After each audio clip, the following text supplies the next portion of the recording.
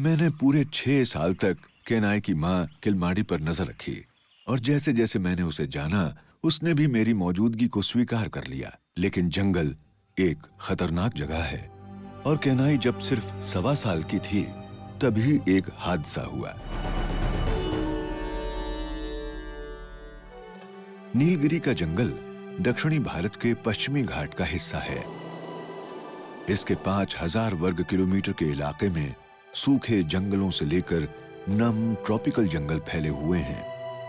मेरा नाम है सिनानी। मैं पिछले 15 वर्षों से जंगली कुत्तों का अध्ययन और फिल्मांकन कर रहा हूँ। पिछले 3 वर्षों से मैं एक नायाब कुत्ते पर विशेष ध्यान दे रहा हूँ जिसमें मुझे बेहद दिलचस्पी हो गई है। मेरे लिए ये जंगली कुत्तों का सिर्फ एक आम झुंड नहीं है, मेरे लिए हर एक कुत्ता एक किरदार है। मैंने इस नन्ही मादा का नाम रखा है चुकी, जिसका अर्थ है बिंदी या तारा। इसकी पीठ पर छोटा सा सफेद धब्बा है और ये बहुत चंचल है।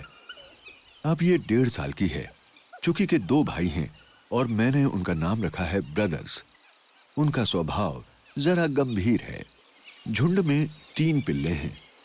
अब ये करीब 5 महीने के हो गए हैं। ये कुत्ता अब झुंड का नेता है, यानी मुखिया नर। अभी नया नया आया है और मुझे करीब 4 साल का लगता है। मैंने इसका नाम रखा है द बॉस। लेकिन माँ कहाँ है?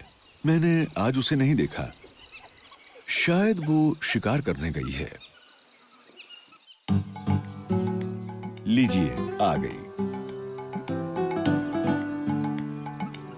जैसा कि नजर आ रहा है, परिवार का अस्तित्व इसी की बदौलत है।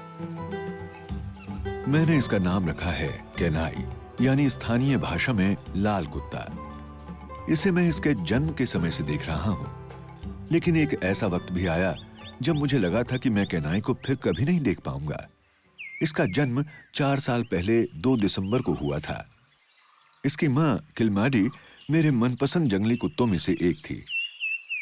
वो पूरे नीलगिरी सुरक्षा वन के एक सबसे ताकतवर झुंड की अगुवाई करती थी। मैंने पूरे 6 साल तक केनाई की मां किलमाडी पर नजर रखी और जैसे जैसे मैंने उसे जाना उसने भी मेरी मौजूदगी को स्वीकार कर लिया। लेकिन जंगल एक खतरनाक जगह है और केनाई जब सिर्फ 1.25 साल की थी तभी एक हादसा हुआ। केनाई की मां किलमाडी मृत पाई गई। इसकी गर्दन के पिछले हिस्से में दांतों के निशान हैं। सिर धड़ से अलग है। ओह, ये बाघ का हमला हो सकता है। दिल के चारों चेम्बर में किसी में भी खून का थक्का नहीं है, जिसका मतलब है अचानक मौत, फौरन। पशु चिकित्सकों का दल इस नतीजे पर पहुंचा कि केनाई की मां बाघ के हमले में मारी गई। लेकिन जंगल में खतरों के बीच शोक मनाने का वक्त नहीं होता। अपने आप को जीवित बचाए रखने की जंग जारी रहनी चाहिए।